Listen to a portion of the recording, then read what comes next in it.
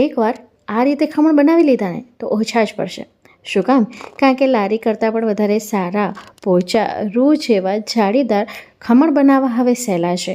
બધી tips and trick આ વિડીયોમાં શેર કરી છે, તો પહેલી વારમાં જ તમારા ખમણ છે એ આ રીતના પોચા બનશે, પરફેક્ટ બનશે. જોઈ શકો છો ગાદી જેવા એકદમ પોચા ખમણ તૈયાર થયા છે. તો આવા રૂ જેવા પોચા ખમણ બનાવવા માટે સૌથી પહેલાં એક મિક્સર જાર લઈ લેવાનું છે.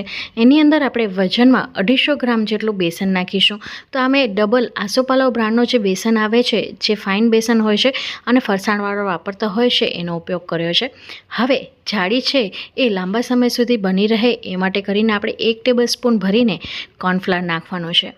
તો જો બેસનને કપની મદદથી માપીએ તો 2 કપ જેટલું આપણું બેસન છે, જે મારું 125 mlનું મેઝરિંગ કપ છે એની મદદથી. હવે બજાર જેવા ખમણ બનાવવા માટે આપણે 1 ટીસ્પૂન જેટલા લીંબુના ફૂલનો ઉપયોગ કર્યો છે, જે વજનમાં 5 ગ્રામ જેટલા છે. હવે આની અંદર આપણે 1/2 ટીસ્પૂન જેટલી હળદર પાવડર નાખીશું. તો હળદર પાવડર છે એ 1/2 ટીસ્પૂનથી વધારે નહીં નાખવાની, નહીં તો રિએક્શનને કારણે એનામાં લાલ સ્પોટ બની શકે છે. સાથે 5 ગ્રામ જેટલું મીઠું નાખીશું, એટલે કે 1 ટીસ્પૂન જેટલું આપણે મીઠું નાખીશું. હવે આ મિક્સર જારને ફેરવી લેશું અને એક બાઉલમાં ચાળણીની ઉપર આવી રીતે નાખી દઈશું અને ચાળી લેશું. બેસનને હંમેશા ચાળીને જ ઉપયોગમાં લેવો, એથી એનામાં હવા ભરાય છે અને ખમણ છે એ વધારે જાળીદાર અને પોચા તૈયાર થાય છે. તો અહીં આપણો લોટ ચડાઈ ગયો છે, જોઈ શકો છો. જે આ રીતના પાર્ટિકલ્સ હશે એ દૂર થઈ જશે.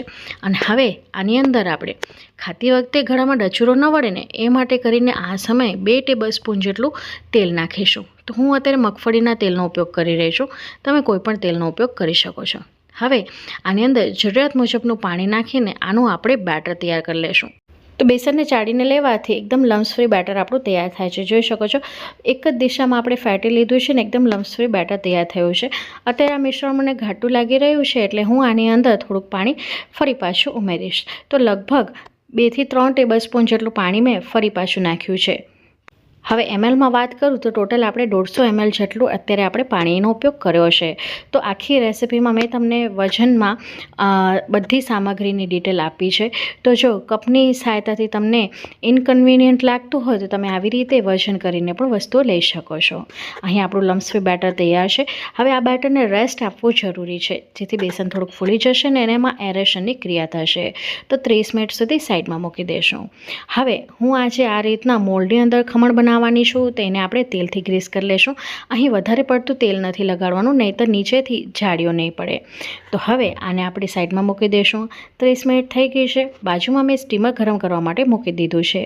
તો આની અંદર આપણે 1/4 ટીસ્પૂન જેટલી હિંગ, આ છે 1 ટીસ્પૂન જેટલો ખાવાનો સોડા અને આ છે 1/2 ટીસ્પૂન જેટલો બેકિંગ પાવડર, જે આપણે કેક બનાવવામાં યુઝ કરતા હોઈએ છીએ ને એ. તો આ બંનેનો જ્યારે સાથે ઉપયોગ કરવામાં આવે છે ત્યારે તમે જોયું હશે કે કેકમાં લાંબી જાળીઓ પડે છે, લાંબા સમય સુધી બની રહે છે અને કેક છે એકદમ સોફ્ટ તૈયાર થાય છે. એ માટે જ અત્યારે આપણે બેકિંગ પાવડરનો ઉપયોગ કર્યો છે. તો અત્યાર સુધી આ ટ્રીકથી તમે ખમણ ન બનાવ્યા તો એકવાર અચૂકથી બનાવજો. હવે બંનેને એક્ટિવેટ કરવા માટે આપણે 1 ટીસ્પૂન જેટલું પાણી નાખીશું, વધારે નહીં નાખીએ. હવે તમે જાદુ જોજો કેટલું ફ્લફી એકદમ જાગદાર આપણું મિશ્રણ તૈયાર થાય છે. જોઈ શકો છો જેટલી ક્વોન્ટિટીનું બેસન હતું એના કરતાં ડબલ ક્વોન્ટિટીનું અત્યારે આપણું આ જાગદાર મિશ્રણ તૈયાર થયું છે, એકદમ ફ્લફી. અને હવે આખું બાઉલ ભરાઈને આપણું તૈયાર થઈ ગયું છે. તો આવી રીતે એકવાર આ બેકિંગ પાવડર નાખીને પણ ખમણ અચૂકથી બનાવજો. હવે ખમણ ખાતી વખતે અંદરથી ઘડ્યા હોય છે, તે માટે કરીને અત્યારે હું દળેલી ખાંડનો ઉપયોગ કરી રહી છું, જે મેં 3 ટેબલ સ્પૂન જેટલી લીધી છે. જો તમે ગળ્યું ઓછું ખાવાનું પસંદ કરતા હો તો 1.5 થી 2 ટેબલ સ્પૂન જેટલું નાખવાનું. અને જો બજાર જેવા ખમણ જોઈતા હોય તો તમારે આટલી પ્રમાણમાં ખાંડ નાખવી જરૂરી છે. હવે સારી રીતે ફેટી લેશું. ખાંડને છેલ્લે નાખી છે, એનું રિઝલ્ટ તમને છેલ્લે જોવા મળશે. તો અહીં સારી રીતે ફેટી લેશું અને ખાંડનો પાવડર જ નાખવાનો છે, આખી ખાંડ નથી નાખવાની, કારણ કે એ મિક્સ થતાં વાર લાગે છે. હવે અહીં તમે જોઈ શકો છો ખાંડ નાખી હતી તો કેટલા સરસ પરપોટા આવી ગયા છે.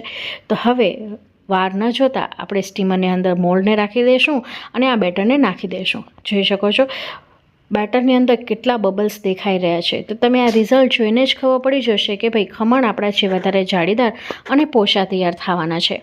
હવે આને આપણે હાઈ ફ્લેમ ઉપર જ 25 થી 30 મિનિટ સુધી બાફવાનું છે. હવે બાફતી વખતે ઉપરથી વરાળ ન પડે એટલે આ રીતે પ્લેટથી ઢાંકી દઈશું અને વચ્ચે વચ્ચે આપણે ખોલવાનું બિલકુલ નથી. એક્ઝેક્ટ 30 મિનિટ પછી જ આપણે કુકરને ખોલશું. તો એ પ્રમાણે તમારે ઢોકળિયાની અંદર પાણી નાખવાનું છે. હવે આનો આપણે વઘાર કરી લઈશું. તો એક પેનની અંદર મેં 2 ટેબલસ્પૂન જેટલું તેલ ગરમ કરવા માટે મૂકી દીધું છે. ત્યારબાદ આની અંદર 1/2 ટીસ્પૂન જેટલું આપણે મીઠું નાખીશું, કારણ કે પાણી છે ચટપટું હોય છે. અને હવે 1 ટીસ્પૂન જેટલું આપણે આની અંદર રાઈ નાખીશું. રાઈને સારી રીતે તતડાવી લઈશું અને ત્યારબાદ મારા ફેવરેટ મીઠા લીમડાના પાન નાખીશું. તો મીઠા લીમડાના પાનથી વઘાર ખૂબ જ સુગંધિત બને છે. હવે મીઠા લીમડાના પાન નાખી દીધા પછી તીખાશ પ્રમાણે આપણે લીલા મરચાંનો ઉપયોગ કરીશું. તો મેં અહીંયા મીડિયમ તીખા 2 નંગ જેટલા મરચાં લીધા છે અને સાથે 125 ml જેટલું આપણે પાણી નાખી દઈશું. કપની મદદથી જોઈએ તો 1 કપ જેટલું આ પાણી થાય છે. આ પાણી ગળપણવાળું હોય છે એટલે અત્યારે પણ આપણે ખાંડનો પાવડરનો જ ઉપયોગ કરી રહ્યા છીએ. તો 3 ટેબલસ્પૂન જેટલું ખાંડનો પાવડર નાખ્યો છે અને ખાંડ ઓગળે ત્યાં સુધી જ આપણે પાણીને ગરમ કરીશું. વધારે આપણે ગરમ નહીં કરીએ, કારણ કે અહીં આપણે ચાસણી નથી બનાવવાની. ફક્ત ખાંડ ઓગળે એટલી જ આપણે રાહ જોવાની છે. હવે છેલ્લે 1/4 ટીસ્પૂન જેટલી હિંગ નાખીશું અને ખાંડ પીગળે ત્યાં સુધી રાહ જોઈશું. તો અહીં તમે જોઈ શકો છો કે ખાંડ આપણી પીગળી ચૂકી છે. તો હવે ગેસની ફ્લેમને બંધ કરી દઈશું અને આ વઘારને આપણે નીચે ઉતારી લઈશું. હવે આ વઘાર આપણો રૂમ ટેમ્પરેચર ઉપર આવે ત્યાં સુધી આપણે ઠંડો પાડી દેવાનો છે. અહીં વઘાર બિલકુલ આપણું ગરમ ન હોવો જોઈએ. બીજી તરફ 30 મિનિટ થઈ ગઈ છે. હવે આપણે ખમણને ચેક કરી લઈશું. તો વચ્ચે વચ્ચે મેં એક પણ વાર ખોલ્યું નથી અને ઉપરથી લીડ હટાવી તો જોઈ શકો છો વચ્ચે ક્યાંય પણ વરાળ પડી નથી અને એકદમ સરસ આપણા ખમણ તૈયાર થઈ ગયા છે. એની નિશાની છે કે ઉપરથી આવી રીતે અને સાઈડમાંથી છૂટું પડ્યું છે, એટલે આપણે ચાકુ નાખવાની પણ જરૂર નથી પડતી. હવે આ ખમણને આપણે ઠંડા પાડી લઈશું. હવે તમને એમ લાગતું હશે કે આ બ્લેક સ્પોટ શેના છે? તો આ અંદર જે હવા ભરાણી છે એ ઉપરથી કાણું પડ્યું નથી એટલે એની નિશાની થઈ છે, બાકી બ્લેક સ્પોટ નથી પડ્યા. તો હવાના જ નિશાન છે. અહીં આ હવે ઠંડા થઈ ગયા છે. તો એકદમ ખમણ ઠંડા હોવા જોઈએ, પાણી પણ આપણું ઠંડુ હોવું જોઈએ, એ વાતનું ધ્યાન રાખજો. જો ગરમ ગરમ તમે રેડશો તો એ ઘીચો વળી જાય છે. જો ખમણ ગરમ હશે તો તમે પાણી રેડશો તો અંદરથી જાડી છે જતી રહે છે અને પરિણામે બજાર જેવું આપણે ટેક્સચર નથી મળતું. હવે આને આપણે ડીમોલ્ડ કરી લઈશું. તો અહીં તમે જોઈ શકો છો નીચેથી કેટલી સરસ જાડી પડી છે. હવે આપણે આને મનગમતા શેપમાં કટ કરી લઈશું. તો જો આ રીતનું ચોકોર મોલ્ડ ન હોય તો તમે થાળીમાં પણ ખમણને પાથરીને સ્ટીમ કરી શકો છો. તો જોઈ શકો છો એકદમ ફ્લફી સ્પોન્જી આપણા આ ખમણ તૈયાર થયા છે. તો એને આપણે આવી રીતે ચોરસ ટુકડાઓમાં કટ કરી લીધા છે. હવે 2 હાથની મદદથી આપણે એને જો આવી રીતે દબાવીશું તો પોતાના શેપમાં પાછા આવે છે અને જાડી જોઈ શકો છો બધી જગ્યાએથી સરખી ઇવન જાડી પડી છે અને આ ખમણ ખાતી વખતે ગળામાં ડચુરો પણ નહીં વળે. તો અહીં આપણા ખમણ પણ ઠંડા થઈ ગયા છે અને વઘાર પણ આપણો એકદમ ઠંડો થઈ ગયો છે. તો હવે આ વઘારને આપણે રેડી દઈશું. તો રેડવાના કઈ રીતે છે કે જે આપણે મોલ્ડમાં નીચેની સાઈડ હતી એ ઉપર જ રાખવાની છે, જે લીસો ભાગ છે એ નીચે જ આવશે કંઈક આ રીતે. એટલે જાળીવાળો ભાગ આપણે ઉપર રાખવાનો છે અને આવી રીતે વઘાર રેડીશું. તો આમ જાળીવાળો ભાગ જો ઉપર હશે તો પાણી છે બધા ખમણ પી જશે અને પરિણામે તમારા ખમણ છે ખાતી વખતે ગળામાં ડચુરો નહીં વળે અને અંદર સુધી પાણી જશે એટલે એકદમ જ્યુસી, સોફ્ટ, સ્પોન્જી અને જાળીદાર તમારા ખમણ તૈયાર થશે.